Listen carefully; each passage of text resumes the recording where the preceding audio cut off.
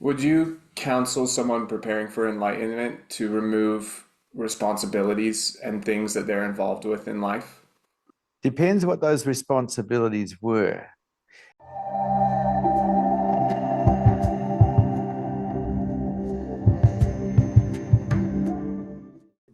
Since I was a teenager, I haven't suffered a great deal.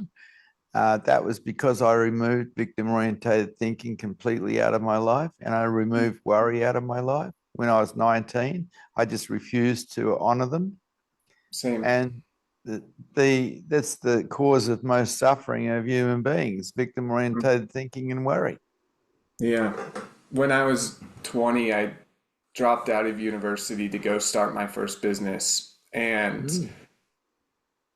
I very much just said fuck you to anybody who told me that I couldn't do something. And in a We, way, we, we are on the same page, yeah. man. And it was perfect for me because anybody who told me that I couldn't, I would just say you're not going to be in my life anymore because I only Mm. believe that I can. And to a degree, I did. I did do all of the things. On the back of my business card, when I turned 24, I started a publishing company, Hmm. read anything the mind of man can conceive and believe he can achieve. Hmm. That was my motto.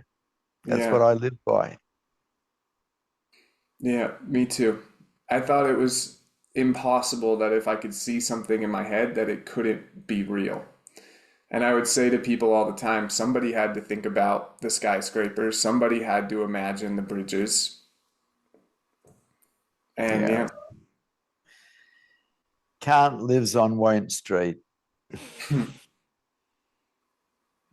These are things I learned when I was 19. It's like they changed my life. How to be successful in the material world was what I was going for when I was 19. I didn't take up the spiritual quest until I was actually 28. So another 9 years later. And I got into personal growth in a big way. I loved it. I did groups every weekend, whether they were business motivation seminars or something like how to something that was being created by How to Win Friends and Influence People or by Carl Danecki or something like that. I'd be involved in something every weekend that I could because I Mhm. just loved it. It was just so Mm. good. Yeah. It's interesting too because I think those aspects that I learned in business helped me so much in raising my consciousness because the same devotion and discipline I had in business, once I Yep. got into consciousness work, the exact same devotion and discipline was there also. It was such a natural segue for me. Progression, yeah. I had to learn to die. And fortunately, I had a lot of sports that I was doing that allowed me to do that. One of them was diving, which taught me how to dive because I dived with sharks. And if I was getting in the water and I was frightened of the sharks, I wouldn't get in the water. So before I got in the water, I allowed the shark, in my mind, I allowed the sharks to eat me. And so I was actually, didn't know it, but I was preparing myself for death. And I did martial arts for 14 years. And anytime I went into a fight, I became willing to die. And this whole understanding of willingness to die prepares the mind for unconditional surrender, which is actually required for enlightenment. Hmm. The mind has to surrender itself unconditionally to truth. Would you counsel someone preparing for enlightenment to remove responsibilities and things that they're involved with in life? Depends what those responsibilities were. If they were taking care of children or taking care of a wife, definitely not, because that's so unmanly, it's not funny. But if they were maybe moving out of a business that was actually tying them down and keeping them stressed out, definitely. Yeah. I'm asking in my context because I have so many things going on between business and partnerships and consulting. feels like way too much when I also look at being centered in enlightenment as a goal. Simplify it then and get someone else to do some of the work. That's what I did. I actually Mm, replaced myself. I think success in business is doing nothing. And the only way you can do nothing in business is to replace yourself. And so I started replacing myself on the first day I opened my company. mm-hmm, Like I was one of the highest paid salesmen in Australia back when I was 24 for selling advertising space. And I never, ever sold advertising space again once I started my own company. I gave all of the leads and everything to other people. I replaced myself right from word go mm-hmm, because then I just traveled the world having fun and doing groups in America and Europe because I didn't have to be in my office. I had mm-hmm, replaced myself. And so my advice is get someone else to help you. mm-hmm, Maybe it's a few people. I don't know. But take the burden off yourself so you've got more free time for you. mm-hmm. Our life timelines crack me up how similar they are. Just in the little things. Because my first sales job was selling advertisement, and my spiritual path started at the same age that yours did. Hmm. Yeah, I actually really enjoyed selling advertising space until I didn't. You know, I used to, one of the jobs I did was selling advertising space for the Air Force Association in their magazine. And I used to get a 1914 pilot's hat and put it on when I was on the phone selling the space just to get into character. Mm-hmm.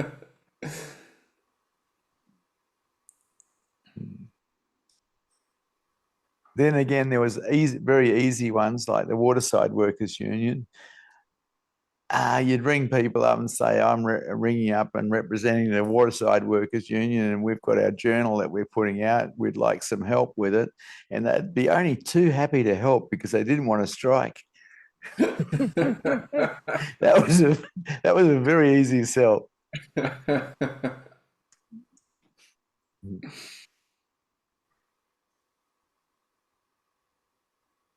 If you think you can, mate. If you think you can't, you won't. It's that simple.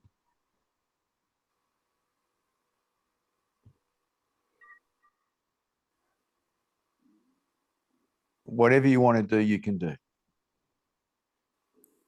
I do advise everybody to take care of their families, though. I think that abandoning a family is just a tragedy. Yeah, the only thing that feels important to my heart right now is to move into enlightenment and take care of my family and take care of people. Hmm. Well, you probably need someone to support you with that too, because it's very difficult to do if you don't have the support. Mm-hmm. And so your wife needs to be on the same page as you when it comes to what you really want. Mm-hmm. And she could be talked around because if she doesn't support you, it's going to be hard. Mm-hmm. I was very fortunate in that once my wife grasped what had actually happened to me, she was willing to support it. Mm-hmm. Hmm. Yeah, I But think her. it did change our lives a fair bit because all of a sudden I had a lot of people around me. Mm-hmm. Yeah, she's been on the path with me and Oh, is super good. supportive. I think her last worries reside in just making sure that organization and finances and life structure and everything will be set up so that there's not worry there. That's not a bad idea. I didn't know how successful I was going to be at satsang. I just happened to be. I got the people coming and made enough money to pay all the bills and mortgages and whatever else. Um, but that took a little bit of time. But it's the Buddha field that attracts people more Mm-hmm. so than the words, because they come back for the Buddha field, not for the words. Mm-hmm. As I've progressed in consciousness the last 2 years, we've started to see that happen in our world and in our circle and around us. Mm. Um, because we created a community where I just started talking about everything I was understanding with my consciousness journey and unfolding. Yep. And we didn't do any advertising or marketing or anything for it. It just filled itself. Yep. Same. Word of mouth. Mm-hmm. Yep. Nowadays, we do a bit of advertising, though, particularly for retreats, Mm-hmm. because we are trying to get the Dharma out, about spreading the light throughout the world. Well, we put out a video or a posting last Saturday, and that's had 345,000 views. Mm-hmm. To me, that means I'm getting the Dharma out there. And Mm. I am so happy that this is happening. It's not about making money, it's about being a light so others can see. Yeah. What is the Buddha quote? Rare is it to have heard of enlightenment, rare is it still to pursue it, especially in So, the West. Isn't there a quote from, maybe it's not the Buddha, but I'm pretty sure it's the Buddha that says, "Rare is it to hear of enlightenment, rarer is it to pursue it." yes, it's true. And the majority of the West won't understand what the hell you're into Mm-hmm. because it's not part of our religion, because our main religion in the West is Christianity. And boy, this blows Christianity out of out of the water. Mm-hmm. Yeah. It would be very, very difficult for me to say I'm Christian.